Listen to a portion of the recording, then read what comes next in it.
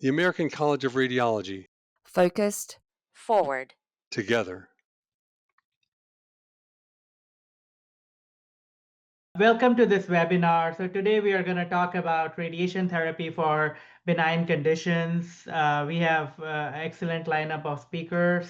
As I told, I'm the moderator today, and I'm speaking on behalf of ACR and our lead, Dr. Arya Amini from City of Hope Cancer Center. Uh, these are our speakers for today, Dr. Thomas from Northwestern Feinberg School of Medicine and Dr. Chow from Cleveland Clinic. I'll talk about their introduction in a bit, but just a few housekeeping items before we get started. The host of this webinar is American College of Radiology, RO Education Committee. This is based on Zoom, so you have the chat and Q&A feature to ask questions. You can feel free to type in your questions as we progress through the webinar, and we will address everything towards the end. There will be a post-webinar survey, and I promise it's going to be less than a minute. It's probably 30 seconds. This webinar will be posted on ACR RO's YouTube channel, so you can Google and find it soon after we are finished in a few days. And we also post other on-demand future webinars on the YouTube channel, so it can be a very good educational resource. So just a couple of things on accreditation. This is accredited by the ACCME for providing education for physicians.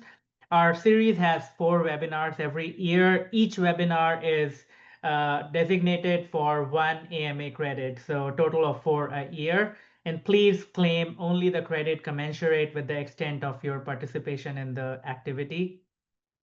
Once we are done, you will receive a evaluation, and that's how you can claim credit based on your participation. So with that, I'll jump on to the learning objectives. So today we are going to understand the indications of radiation therapy for benign conditions, including both musculoskeletal as well as benign brain conditions. We will discuss the radiation dose, target, and techniques used for treating benign conditions. And finally, how to optimize patient counseling on the nuances and side effects of radiation therapy for these conditions. These are the disclosures of our speakers and team members. With that, I would like to introduce our first speaker for the day, Dr. Thomas, who is an Associate Professor of Radiation Oncology at Northwestern School of Medicine. She specializes in a variety of radiation techniques. Her research is focused on lung cancer, head and neck cancer, as well as neurologic cancer. She is interested in quality and process improvement in cancer care. She has been involved with several national committees for developing clinical trials aimed at improving outcomes for patients. Recently, she was selected as the Vice President of American College of Radiation Oncology. Along with all of this, she has also done Masters in Business Administration from Northwestern University. So she has served us and helped us in a lot of advocacy groups. With that, I would turn over to Dr. Thomas, who will talk about indications and role of radiation therapy for musculoskeletal conditions. Dr. Thomas. Thank you so much, Raj, and thank you everyone for attending this webinar. It's a great pleasure to be here to speak about benign musculoskeletal disease. I'm just going to start by sharing my screen, okay, and putting the presentation in presentation mode for us. To begin our discussion. So I wanted to start off by saying that, the use of low-dose radiation for benign musculoskeletal disease is something that has been undertaken for many, many decades, if not over 100 years. So this is an old treatment, but in some ways it's new again because of the fact of the information that we have learned over the past few decades. So I'm going to start by the presentation by giving you a little outline about what the topic is going to be covering. I'm going to talk in general about low-dose radiation therapy. I'm going to spend the bulk of the discussion about osteoarthritis, and then spend some time talking about Dupuytren's disease, Lederhosen disease, and then some treatment planning. And then we'll be happy to take questions during that part of the talk. So if you look at this slide, there's some pictures of some famous members of our community. Wilhelm Röntgen won the Nobel Prize in 1901 for this very famous picture of his wife's hand with the ring on. And then shortly after that, Becquerel and the Curies won the Nobel Prize in 1903. What's really interesting is that the first report of the use of low-dose radiation for arthritis was before this in 1898, so 3 years before Rankin got the Nobel Prize. And over the last few years, there's been a resurgence in utilization of LDRT. And I think this has to do with a few different things. One of them is that we understand the mechanism of the utilization of this therapy much better than we did a few decades ago. So this is from a very a seminal review article by Austin Dove and Austin Kirschner from Vanderbilt in the Red Journal from 2022. And it synthesized a lot of the data regarding the use of LDRT for OA, and very importantly, gave us the understanding of some of the radiobiological mechanisms for how this works. So this picture is very complex, but it primarily shows as you go through it, if you read the article or have read it, some changes in inflammatory markers, a reduction in adhesion molecules by endothelial cells, increased expression of anti-inflammatory cytokines by leukocytes. There's reduced production of reaction oxygen species, polarization of macrophages towards an anti-inflammatory M2 phenotype, and importantly, decreased pro-inflammatory cytokines that are then released following the utilization of, very importantly, less than 1 gray. And as we all know, as radiation physicians and radiation oncologists, dose really does matter. And this is one of the things that we should keep in mind as we talk about the data that we're going to evaluate. So as we have these conversations with our patients, with our referring physicians, one of the things that comes to mind quite frequently is, well, if I take this therapy, what's my risk of secondary malignancy if I take this treatment? And that's a concern from patients that patients express, that referring physicians again address. And one thing that we need to make them aware of is that the radiation exposure, which we learn in radiobiology, is a stochastic effect with really no threshold point and an increased risk proportional to increased dose. And so a lot of the information that we have is related to, as we've learned in radiobiology, atomic bomb survivors, and also importantly in this space, DEGRO, the German radiation oncology group, has decades of data that is used to help us make our conversations more robust with our patients and referring physicians. So it's really important as we think about using LDRT for OA as well as other conditions that we think about the patient, the anatomical location of their disease, the sex of the patient, etc. So some of the work that DEGRO did indicates that if you look at the lifetime risk of a fatal tumor from LDRT, for example, for NEOA, if the patient is 25 when you deliver that treatment, that risk is higher. And as the patient becomes older, that risk, of course, gets smaller. So a patient about 50 years old, the risk is 0.7 in 1,000 of a risk of a fatal tumor. The other risks that you can keep in mind as you talk to patients about this treatment is that the relative risk of a skin tumor, okay, for up to 6 grays, so 2 courses of LDRT, is 0.2% for those who are exposed between the age of 18 and 64. And you can see the other relative risks for bone sarcoma and leukemias. So one of the main guidelines from the DEGRO process was to recommend LDRT for patients over the age of 40. So that's something to keep in mind. They have also not reported any cases of secondary malignancy from the use of LDRT for OA. So I think these are really important facts that we can use as we have these discussions with our patients and our physicians, community physicians. So I'm going to go into a little bit of epidemiology about OA, and to really put it in context, this is a disease that affects both men and women, a little bit higher prevalence in females than in men.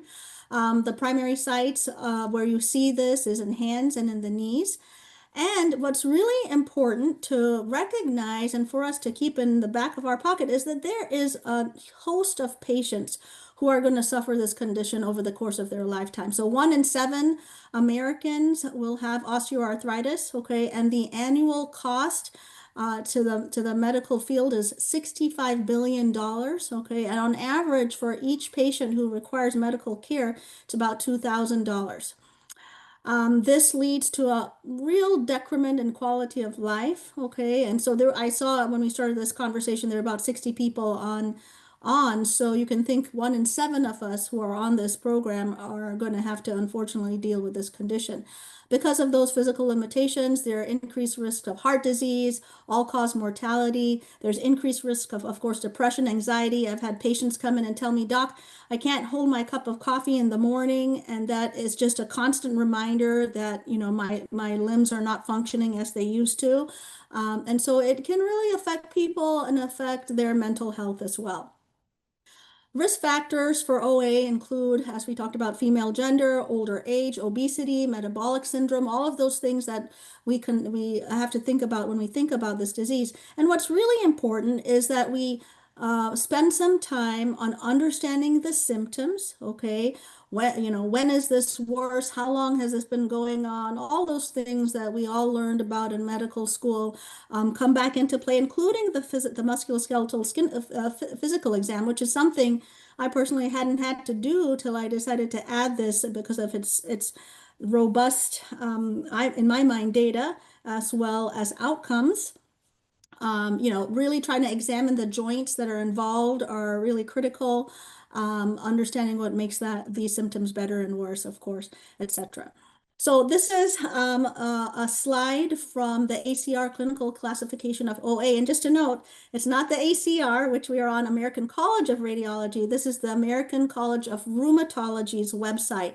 And you can go to their website and they have this paradigm where you can, put in what is the area of pain, for example, in the top right, pain in the knee.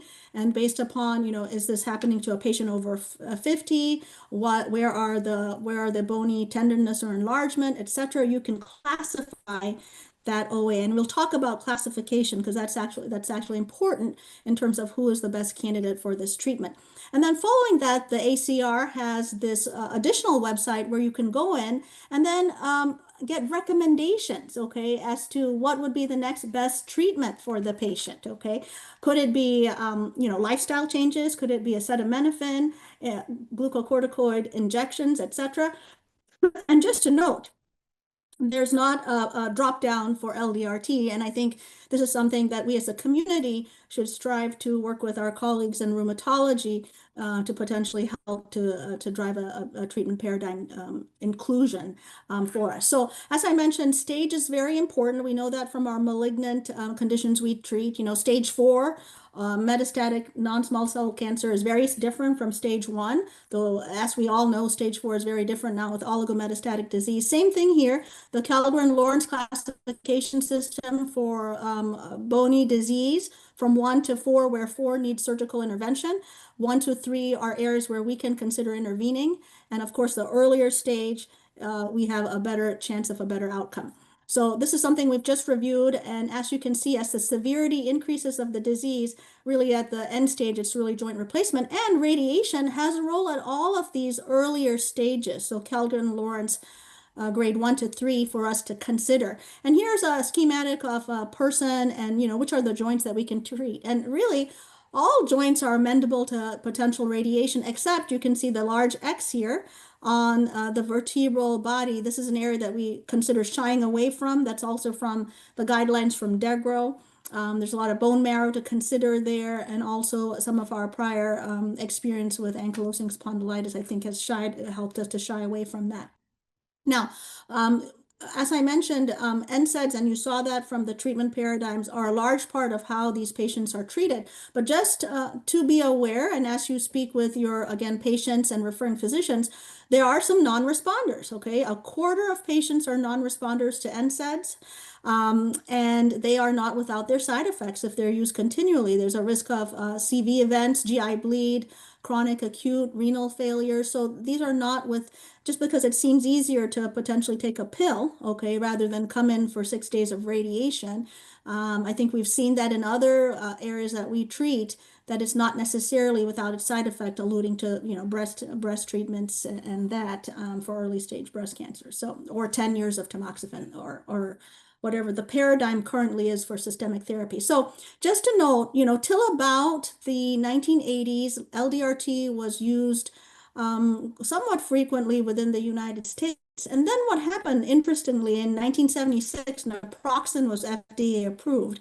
And once that happened, the paradigm started to shift away from LDRT. In addition, in the late 1980s, the concept of IMRT came about. And then by the mid 90s, when it became an approved way for us to treat, IMRT was a big game changer. You can see surveying US physicians, less than 10% were in this space.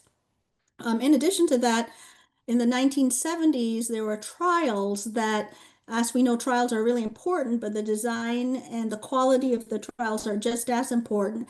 And these trials had some Achilles heels, you can put it in that regard. So these were double blind, which are great, but the dose, as you can see, is relatively much higher than the doses that we now currently recommend for OA, okay? So that was a concern, in addition to, what was the real stage of the patient. And just know, like, our field has gone through these different iterations and many different aspects of our treatment. So in those same time period, hypothermia was something that we were really interested in adding and, potentially helping our patients with.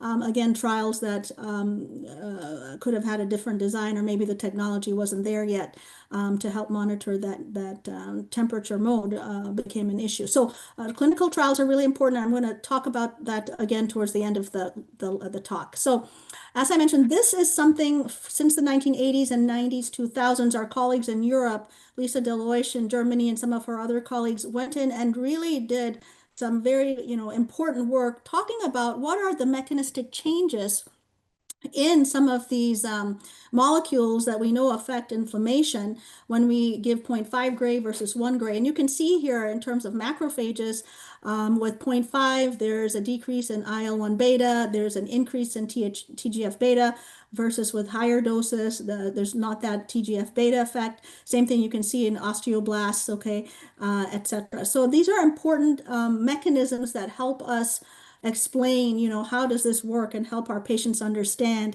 they're coming into what most of us will say radiation oncology department, maybe more appropriately, radiation medicine department. To take home points here is that LDR can help with 2/3 to 90% of pain relief with really no acute side effects. And recall that there are 25% of patients who are non-responders to NSAIDs. So I'm going to go over a couple of different clinical trials that help support the utilization of LDRT and talk about some of the trials that have caused some concern, and do that in a rather rapid pace just to make sure that we can get to the other two areas we're going to talk about. So this was a retrospective review from Germany of nearly 1,000 patients. And they looked at both the numerical rating scale as well as the von Panowitz scoring system in terms of pain. And what they found was that 2/3 of patients had a pain response at 8 weeks. And following a second course, additional 2/3 of patients had a pain response.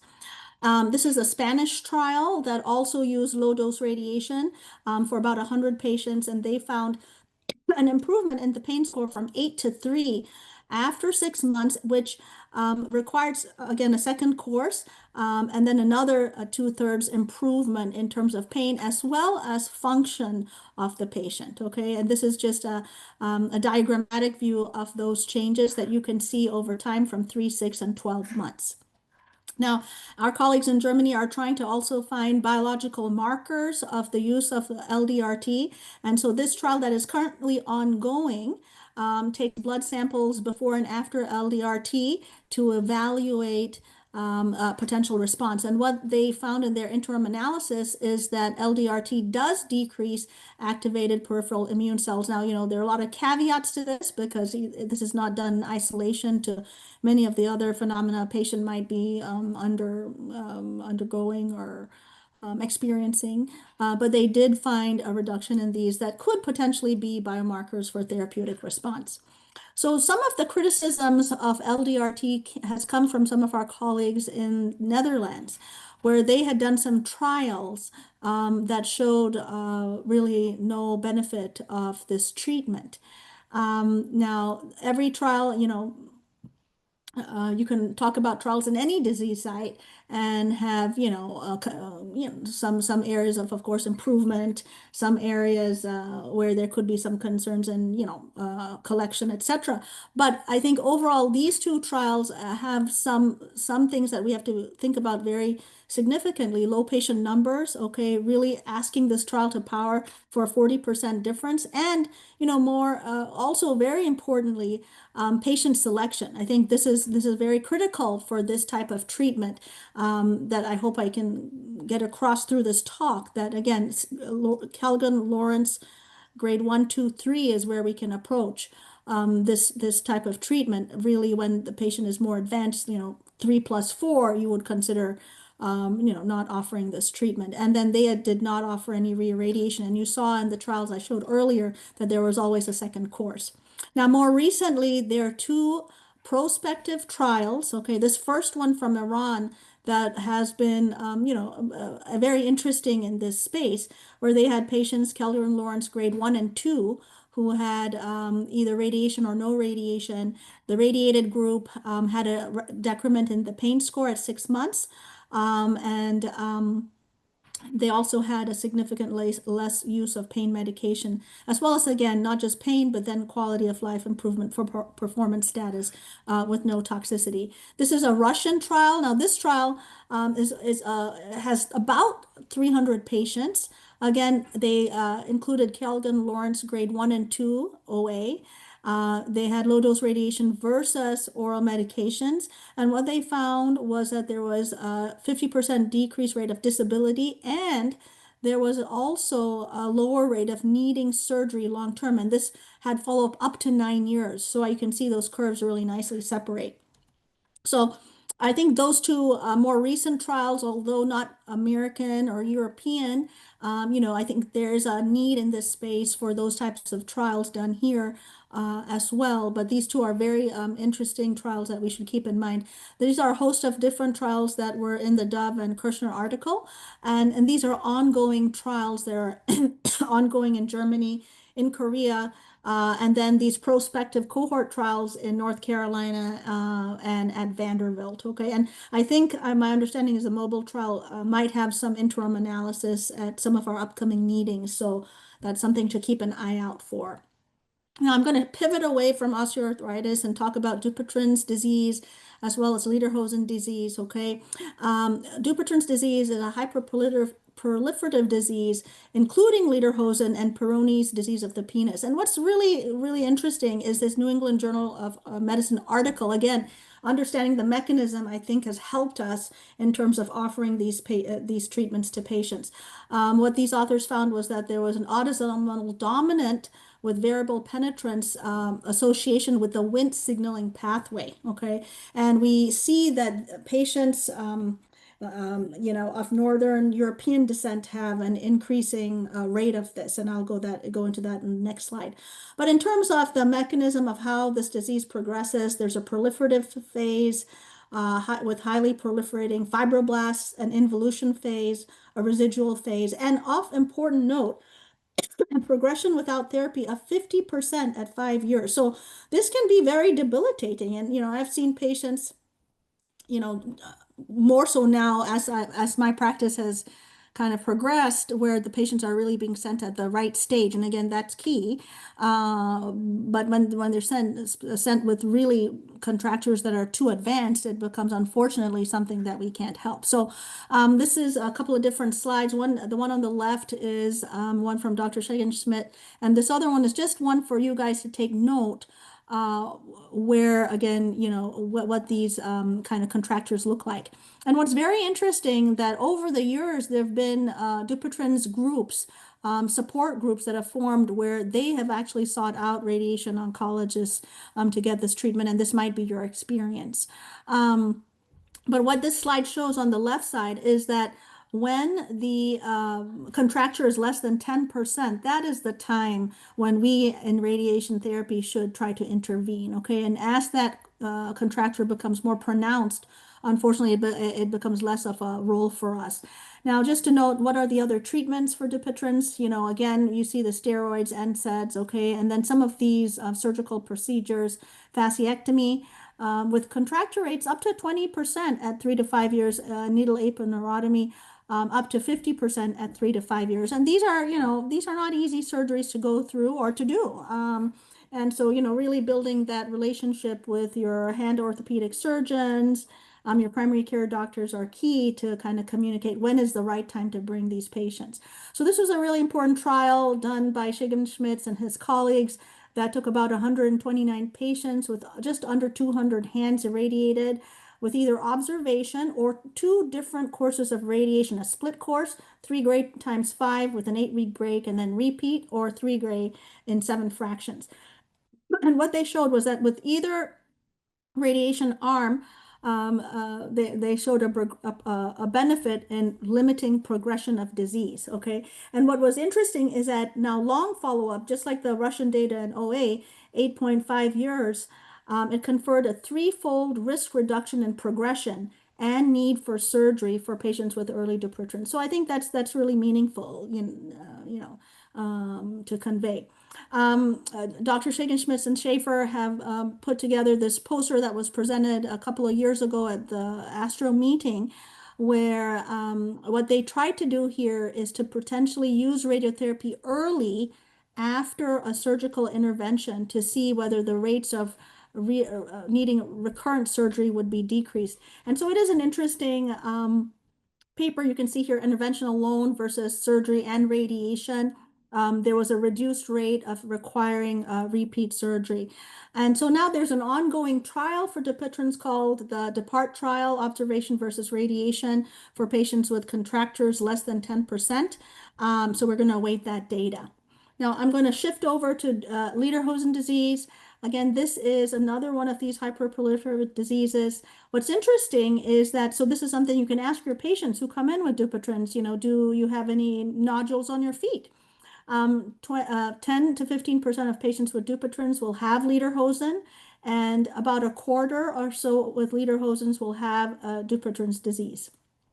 And this again has a scoring system, just like the Kellgren-Lawrence, just like the Dupuytren's, where depending on the grade of the disease, we have an ability to assist with management. Okay, treatment again, as the other disease sites we've talked about, steroid injections, surgical intervention, and then of course potentially radiation. This disease site actually has a very robust trial that supports its utilization. So first I'm just going to talk about this retrospective trial from our Dutch colleagues of about 100 feet, and what they found was with the use of radiation, a reduction in pain and really no residual side effects.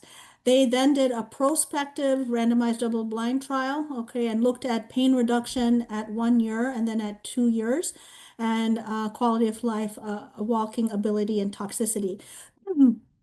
And what they found was that based on their evaluation, you can see this better in this slide rather than the last, complete pain response in green. So you can see the radiotherapy arm, okay, arm 2 has more of a definite response compared to the sham radiotherapy. And in the graph, in terms of quality of life compared to the Dutch population, those who received the radiation really had a significant improvement in life. And it is challenging because we use our feet, daily. Most of us use our feet daily to ambulate, and it is really an area that requires a lot of utilization. So radiation for anti-proliferative disease can reduce nodules up to 50% and reduce symptoms up to 90%. I'm going to pivot to talk a little bit about radiation treatment planning, and just to say these are pictures from the Dove Kirshner article, okay, and there are some guidelines from our Spanish colleagues that I'll pretty briefly show. But just to note, at the upcoming annual Astro meeting, there'll be some very interesting work from our European colleagues talking about volume delineation for benign musculoskeletal disease. And I think that it will be very interesting to evaluate for all of us to look at and evaluate. So this is a patient that I was planning for a hand OA and using bolus on both sides. there are, in terms of what you can bill, in terms of this type of treatment, it's just really a complex treatment. But I like to use that bolus on both sides to help with dose distribution. So this is our Spanish colleagues who have an outline of how to consider doing volumes. And you can do individual digits, and I have done that. And sometimes this can start to become a little bit more complicated. I've had patients come in with Dupuytren's who have Dupuytren's on the palm and OA on one or two fingers. And then you have to kind of think through, how do you go about sequencing that treatment, okay? And this is more from our Spanish colleagues as to how to develop the fields. Now, there was an article in Pro recently from colleagues around the country kind of talking about, you can make the fields larger because this is such a low dose. But remember, as we say in all disease sites, as low as reasonably appropriate, ALARA, okay? And I think that goes for also benign disease because, again, you have the opportunity to retreat if you need to, and you want to be judicious with our therapy. So, we can think about that as well. Now, in terms of Dupuytren's disease, this is kind of a setup for these patients in electron treatment. This is work from, many, many years from Dr. Shagan-Smith, who was head of DEGRO from 1997 for the benign section up to this year. So, just a wealth of experience and information. And what you can see, we're trying to block the carpal tunnel, the thenar, hypothenar eminence. We don't want to treat all through those muscles, okay? And then that's kind of the field. So I am wrapping up now, but I want to say that there are so many other disease sites, benign disease sites that we can consider treating, okay? And these are just a list of them for us to consider. And I think some of this will be discussed at one of the other annual meetings that's going to come up in the springtime. So keep an eye out for that, the other large radiation association. So if you're interested in getting more information, my recommendation would be to consider these sources, starting off with the International Organization of Benign Radiotherapy. There's a lot of good information on that website, which is free and easy to look at. We've had a couple of publications about that.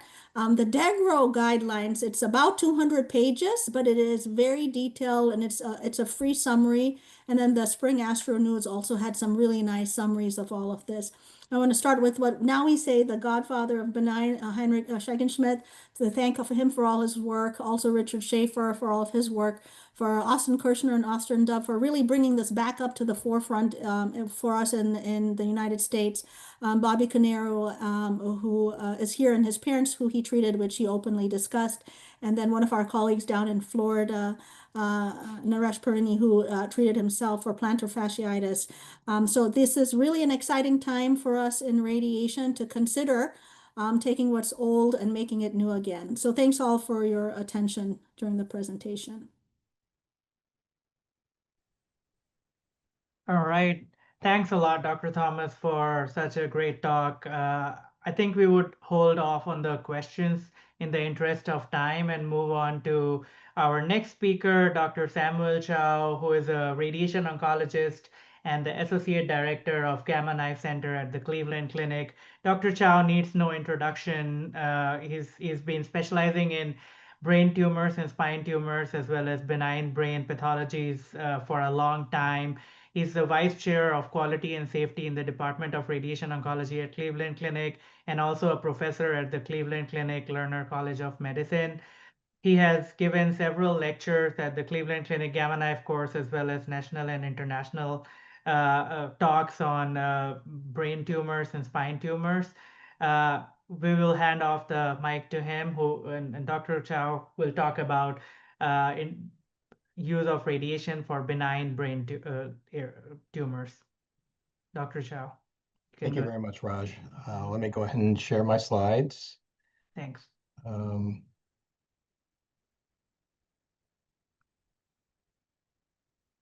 you guys see that okay? Yep. Okay.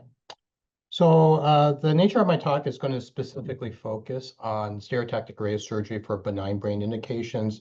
And I'll get into expanding indications and needs for standards. One of the things that we like to pride ourselves in the ACR, I'm the chair of the practice parameters for the ACR for radiation oncology. And one of the tasks for the upcoming couple of years is to generate some practice parameters specifically for benign diseases.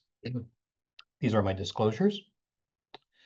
So objectives of this talk is to review a need for practice parameters specifically for benign indications, and then we'll discuss some of the indications for radiation for benign brain conditions or brain tumors. So just to give a chat about practice parameters are there to help provide standards for patient management. They specify technical standards. They provide guidance for practitioners regarding key points in terms of documentation as well as patient education. But ultimately, the goal is to really standardize quality and safety. There's no current practice parameter specifically for benign diseases, but we are planning one for 2027, which means that we'll be writing this up in 2026. There are some of the things that we have to consider specifically for benign diseases, as Dr. Thomas had mentioned. Certainly radiation-linked toxicities is always a concern. That includes secondary malignancies, and specifically in the brain, that can also include organ toxicities. There can be neuroendocrine issues, there can be neurocognitive issues, and other sites that can also be cardiac issues. And so as Dr. Thomas has mentioned, patient selection is very critical. We have to give extra consideration specifically for very young patients because they have a lot of time to develop late toxicities. And there has to be a very careful discussion of these late toxicities.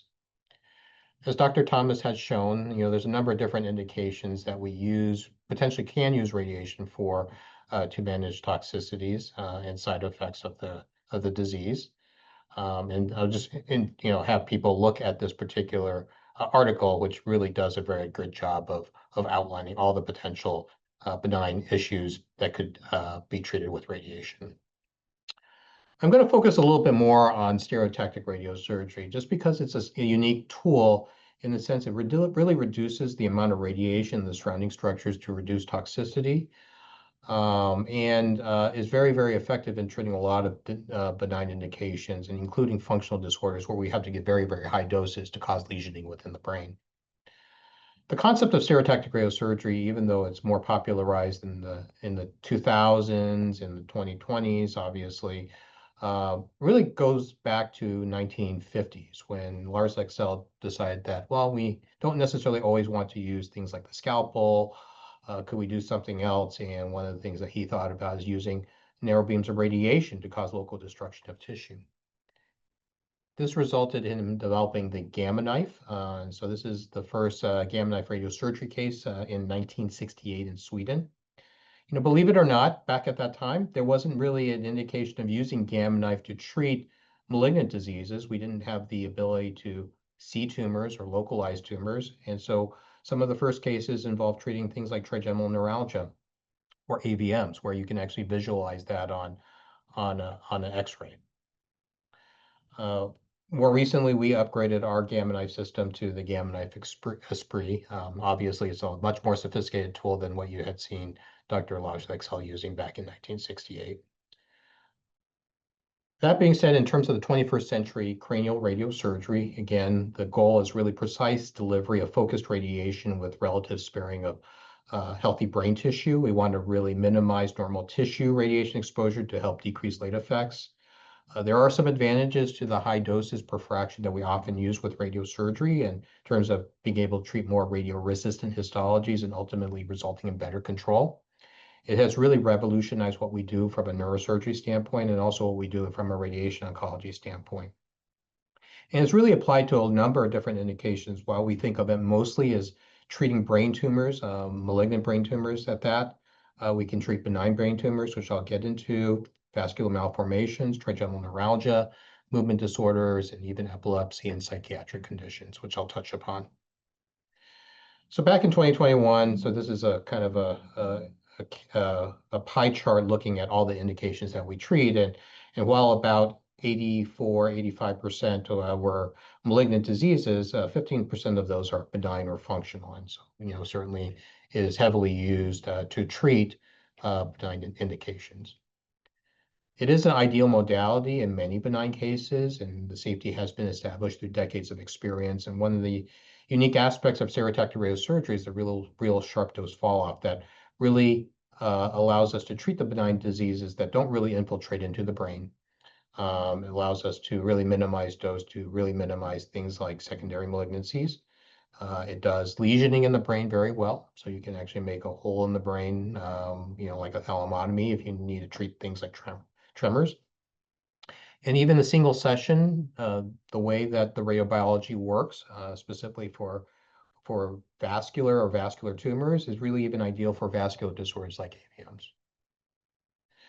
So in terms of benign brain tumors and indications that are treated with stereotactic radiosurgery, certainly we treat benign brain tumors like meningiomas, vestibular schwannomas, pituitary adenomas, vascular disorders that include AVMs, and then functional disorders that can include trigeminal neuralgia, essential tremor, pain disorders, and other neuralgias, OCD, and even epilepsy.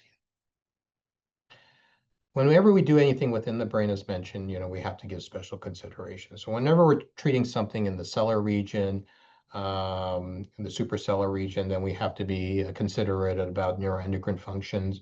That can be an issue specifically for pituitary adenomas, pituitary gamma knife for pain syndromes.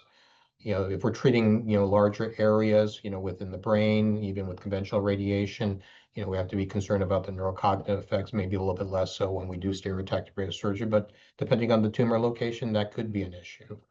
And then we always have to think about secondary malignancies, even with stereotactic radiosurgery.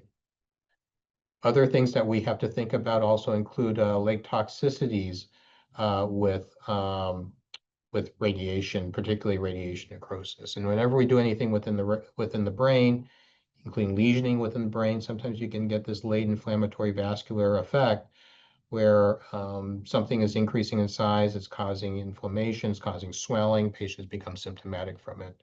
And so we have to think about how we can stratify patients to, minimize their risk, monitor, define radiation necrosis, treating them, and then monitoring them. And this particular article does a very good job in terms of summarizing how we do that. So I'm going to go through each indication one by one. Honestly speaking, I can give a whole talk for each indication, so I do apologize for being very brief, but it's all in the it's for the sake of time, and happy to answer any questions about any particular indication. But for example, we do treat a lot of meningiomas. It's the most common benign CNS neoplasm, represents about 20% of all intracranial tumors. And it's most common in the 5th to 8th decade and peaks around the 6th decade, and females tend to get it more than males. There's a number of different options, including observation, surgery, radiation, radiosurgery. People are starting to think about systemic therapy as a means to control meningiomas. But meningiomas itself is an ideal radiosurgical target. It's very well circumscribed, doesn't infiltrate into the brain, easy visualized on MRI scans, and a slow growth rate typically makes the high dose single fraction potentially even more desirable over fractionating. But the most important thing is that patients live from their tumor, and so late complications have time to occur. And so the goal of radiosurgery is to adequately deliver the amount of radiation that we need within the target, but really minimize complications such as cranial neuropathies and edema, and provide the highest potential for tumor control. And so the Mayo Clinic has, reported their early experience. So some of these studies go back, way back when, but they're fantastic in the sense of really understanding, our understanding of radiosurgery back when radiosurgery wasn't necessarily very popular or common. So this particular study looked at 330 patients, and some of these patients did have atypical or malignant meningiomas. Many of these were newly diagnosed. A lot of these were in the skull base. And you can see there's a very wide variety in terms of tumor sizes. And what they did was they delivered medium marginal dose of 16 gray. They were strict in terms of keeping the max dose of the optic nerves or chiasm to 10 gray, which is something that all of us radiosurgery practitioners do nowadays, specifically for single fraction. And then a follow-up looked at what happens to these patients. Does it increase in size or decrease in size, or really remain unchanged? And you can see that in terms of the local control rate, after following these patients, it does result in a very high local control rate on the order of 94%. While there's some progression, it does a very good job in terms of controlling the tumor. There are potential complications from meningioma treatments. Depending on the location, there can be patients at risk of developing peritumoral edema. And some of these patients present, at presentation with peritumoral edema.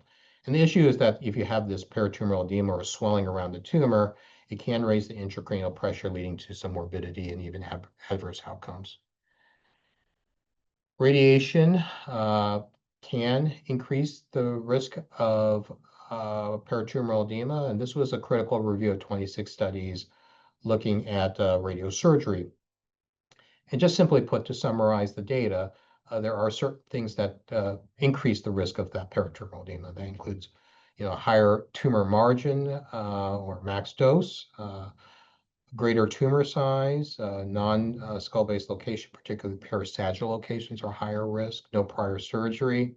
And if they have pre-existing peritumoral edema, they're going to be at risk. One of the things that wasn't very well studied, it was the 10 and 12 gray volume. We certainly worry about the 10 to 12 gray volume in the brain because that does seem to correlate with the risk of radiation necrosis, but perhaps that could also correlate with the risk of peritumoral edema as well. And so this is an example taken from a study where they show, this patient who has a meningioma, they do a radiosurgery, and you can see there is worsening peritoneal edema as a consequence of the treatment. We also think about radiation-induced neoplasia, and this is not a new concept. This Cahan criteria, as you can see, was published back in the 1940s. And in that situation, what they did was they look at the tumor, and it has to be in the previous radiated region. It has to be a sufficiently long time in order to correlate this with radiation-induced neoplasia, not just right away. Histology of the tumor must be different than the primary, and the patient must not have a genetic predisposition for tumor development. Some thoughts in terms of specifically with radiosurgery. Well, we deliver a smaller radiated volume, so it must be less likely. The high single dose could lead to more cytotoxicity and not necessarily mutagenicity. The extreme small volumes and dose along the entrance and exit paths reduce the risk, and there's smaller number of DNA injury and repair events as a consequence of radiosurgery. When we kind of look across the board, you can see that it's very infrequent. In one particular study, it's on the order of 3 to over 200,000, maybe as less as 0.1%. This other study looked at patients who had at least a minimum of 5 years follow-up from 5 international stereotactic radiosurgery centers, pooling about 5,000 patients. A couple of the patients in this series developed malignant transformation, and one developed a secondary radiation-induced tumor. So it can happen, but thankfully it's very, very rare. Shifting gears, talking about vestibular schwannomas, this is also very common and represents 10% of all primary intracranial tumors. The goals of the treatment of treating vestibular schwannoma is not only just tumor control, but we want to minimize toxicity. So that includes effects on the trigeminal and facial nerve. We want to try to preserve hearing preservation. We want to reduce secondary malignancies, and we want to maintain quality of life.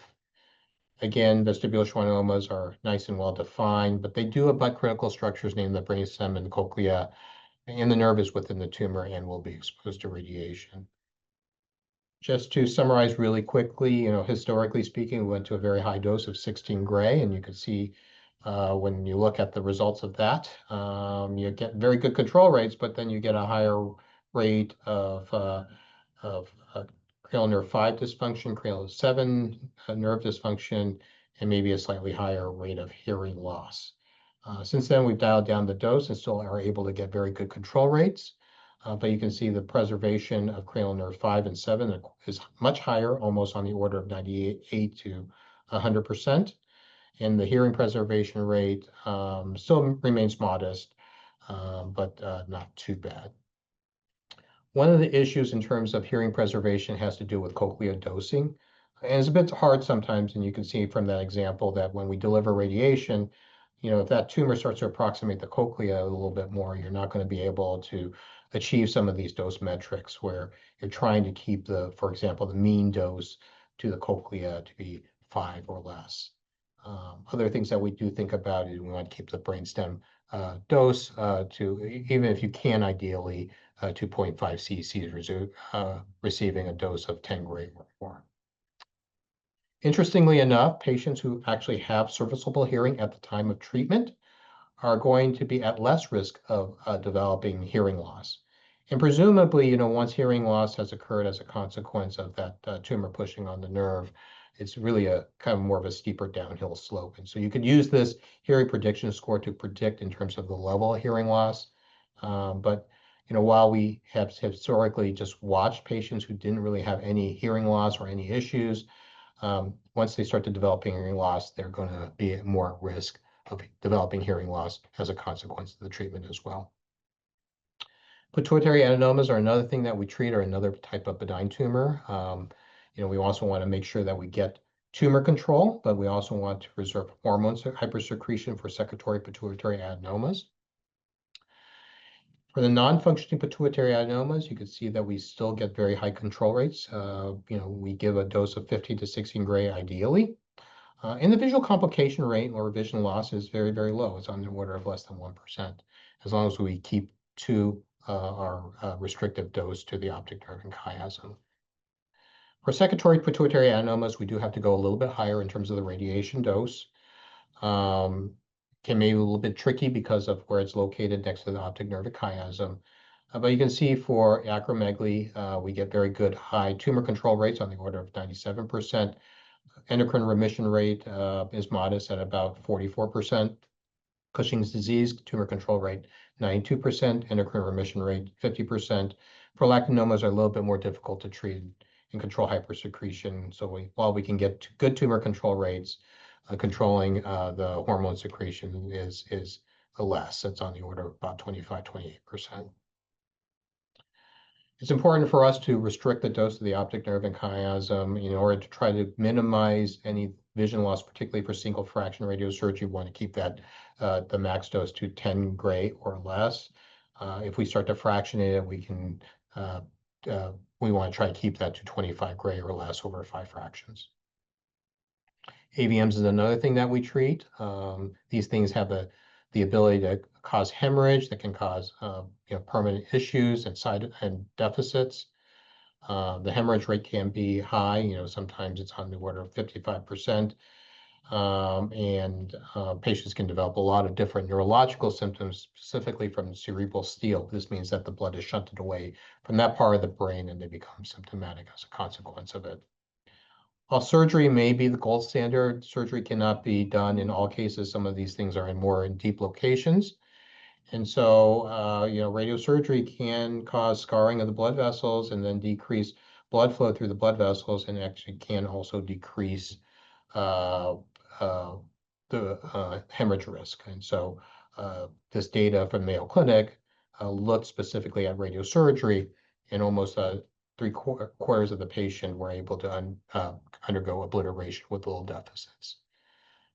When I first started doing gamma knife radiosurgery, there was a lot of question about gamma knife actually, or stereotactic radiosurgery, increasing the risk of hemorrhage, and it turns out not to be the case. This is a large Japanese study of 500 patients.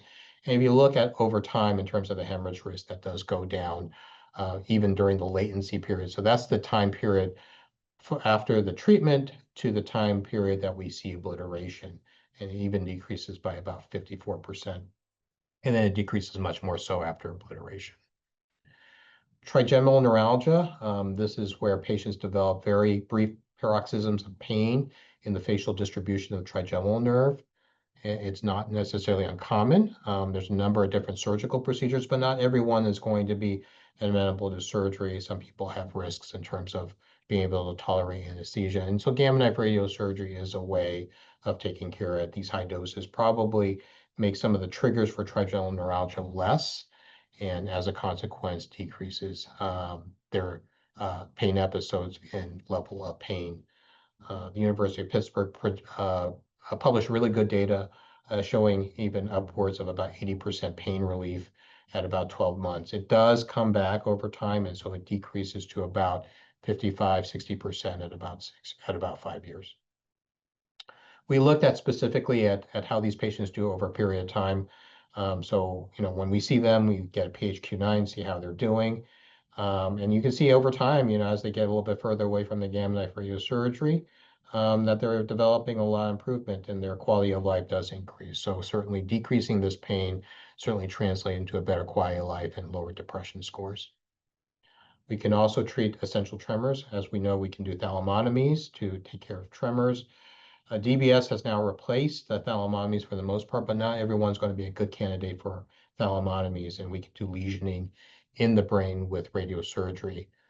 We do have to go to very, very high doses in order to treat these, on the order of 140, 150 gray to cause the lesioning within the brain, which if you are a radiation oncologist, that's pretty scary dosing, but it does a great job in terms of taking care of tremors.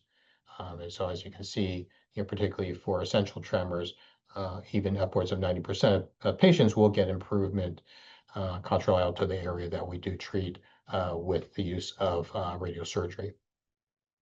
One unique thing that we're doing here is, and it's not so much unique, but other institutions are doing it, but rarely, is intractable cancer pain. So some of these patients have very widespread disease. You need to control their pain. They can't go on any more narcotics as they're already really maxed out with a lot of side effects, and then what you're going to do about their pain.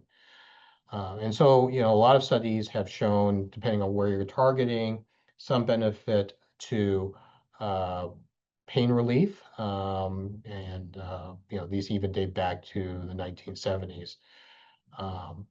But we recently did a case last year, a 55-year-old gentleman with colorectal cancer since 2021, has systemic metastases, no really good systemic treatment options. So we did pituitary radiosurgery to the pituitary stalk. And you can see that his pain level decreased from a 10 to about 3 weeks post to a 4.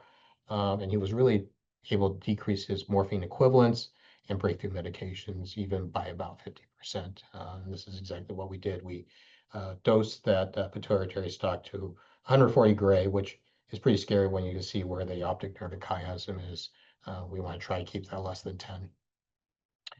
Other functional disorders that can be treated with radiosurgery includes other neuralgias, as well as OCD, as well as epilepsy, which I won't get into. So inclusion, there's a wide variety of indications for stereotactic radiosurgery, just not in tumors. We really briefly touched upon some. And given the additional considerations for benign disease treatment, I do think that there is a practice parameter that is needed. And so hopefully we'll put that together over the next couple of years. And we may really focus on musculoskeletal, so what Dr. Thomas talked about, just be given how diverse the topic could be. But I think it's right for us to really focus on the musculoskeletal diseases just because of renewed interest in the treatment of those.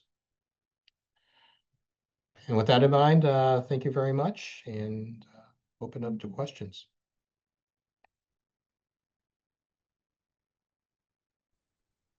Thanks a lot, Dr. Chow. That was a great presentation. I personally just learned a lot. So in the interest of time, we will try to answer at least few questions which the audience has. I see Dr. Thomas already knocked out and answered most of them in the chat, but I guess just for everyone to get a bit more understanding, some of the questions seem very nuanced and would probably be useful to discuss.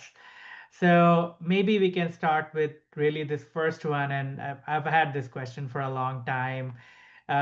Typically for osteoarthritis, our doses are 3 grays and 6 fractions done over 2 to 3 weeks. And why do we really need a day break in between fractions? What happens radiobiologically during that 1 day break for doing a Monday, Wednesday, Friday schedule when we are treating these patients? Okay, thanks, Raj. So, so I put the idea, like I showed the schematic of there's the schematic of the mechanism of action. And as you can imagine, these symptoms of OA did not happen overnight, right? They took some time to develop, and they will take some time to remit. And so, what I have learned with my practice and then also talking with some of the leaders in the field is that, when you're talking about Kelvin Lawrence grade, grade 1, 2, those are the early stage. And you saw that even with the Iranian and the Russian trials that they had very good response. You could consider like just like a, Tuesday, Thursday, or like you said, 3 times a week, something like that. Now, when patients have more advanced disease, the practice has been to actually lengthen that time. So like a Tuesday, Friday, to give more time for those inflammatory cells to respond to the therapy. I think that slide, where Dr. Deloy kind of puts what's happening with the 1 gray versus the 0.5 gray is actually pretty interesting, that you can see such a change in the immune cells in response to the radiation. And so that's why we always talk as, radiation physicians, dose matters, where we treat matters. There was another question about that, can we have big fields and things to that effect. But I hope that answers that question somewhat for you. Yeah, and I had one question for Dr. Chow. So we did not really discuss the modality of radiosurgery, but typically when we are using a high dose for these functional radiosurgeries for things like tremors, most of the data that is established is with the use of gamma knife to deliver those days. But nowadays, there is some emerging data, some small trials here and there, and some newer kind of technologies where LINAC-based deliveries of higher doses has also been tried. What are your thoughts on using some of those LINAC-based planning and make it more accessible to places which don't have gamma knife? Do you observe any differences in outcomes, toxicities? Yeah, no, I agree with that. I don't mean to be really modality dogmatic by any means. So yeah, even though I kind of present mostly gamma knife, it's just because that's the tool I have here. Honestly speaking, I like to be modality agnostic. In other words, it doesn't really matter what tool you have, it's just as long as you use it well. So like for example, CyberKnife, kind of works kind of very similar on the principle of shots or nodes in the sense of radiosurgery. Does a phenomenal job. Linac-based radiosurgery is certainly becoming much more popularized. I think historically speaking, for some of the more functional disorders, there's always been that concern, can we be as accurate with a mask? And I think if you use the right tools, like for example, having a good Encompass mask and using OSMS, which is optical surface monitoring to monitor for patient movement, I think you can get as good of an accuracy as you would with a frame. So I don't think that frame is end all and be all. Certainly patients don't necessarily love having a frame on their head. Even at our own Gamma Knife Center, historically speaking, we're 80% frame and 20% a mask, and now we've switched to essentially 80% mask and 20% frame. So less commonly do we even use a frame. Yes, we use it specifically for our functional disorders and things that we just can't reach with the mask-based system. But that being said, I think anyone should be comfortable with their tools as long as they have the good tools to deliver the treatment. That's great. So, in the interest of time, I'll take one last question, and I think this question can be applicable to both the speakers here. Dr. Sai Kumar has asked, when a patient with osteoarthritis is planned for low-dose radiotherapy, are there any medications that need to be stopped beforehand? And is there any benefit in continuing or adding specific medications during the course of treatment? I guess in the same scheme of things, Dr. Chow, you can probably also address if any medications need to be stopped before high dose gamma knife for some of these tumors. Yes, Dr. Thomas, you can take the first one for osteoarthritis. Okay, sure, sir. Okay. Yeah.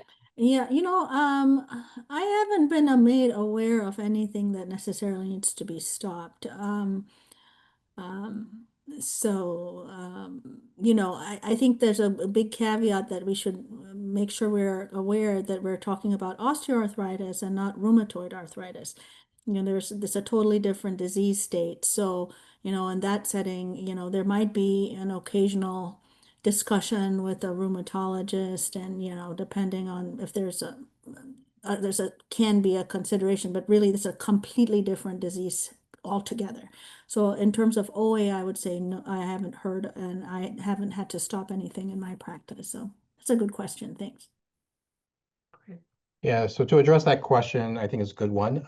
Specifically for pituitary adenomas, there are issues in terms of giving anti-secretory medications and radiosurgery in the sense that you can actually decrease the control rates.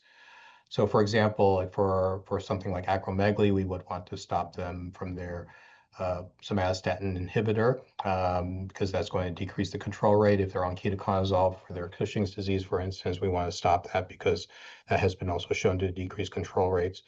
In the realm of just radiosurgery to the brain, there are certain drugs that make me a little bit more scared. We have shown that concurrent chemotherapy probably, for the most part, isn't an issue with stereotactic radiosurgery of the brain. Some of the more targeted therapies can potentially increase the toxicities, but maybe not by much. But they can also increase control rates, and that also includes immunotherapy. The one drug that I'm a little bit more scared about are these antibody conjugates that we use to treat for breast cancer, because there has been reports of very significant side effects when combined with radiosurgery. And so obviously we would want to stop that before we deliver the radiosurgery, and they can resume it afterwards, but we don't want to do it exactly concurrently. Great. So with that, I would like to conclude the webinar for today. I would like to thank both of our speakers, great talks, and the audience for engaging in questions. Along with that, I would also like to thank ACR and a couple of people who helped a lot in organizing this and did all the work in the background, Angie Pierre and Steve Marcus. They were a part of our team. I really want to thank everyone for getting this set up. Here is the link to our YouTube channel where all of the webinars are posted. So present and future webinars will be here. And thank you all. And yeah, thanks.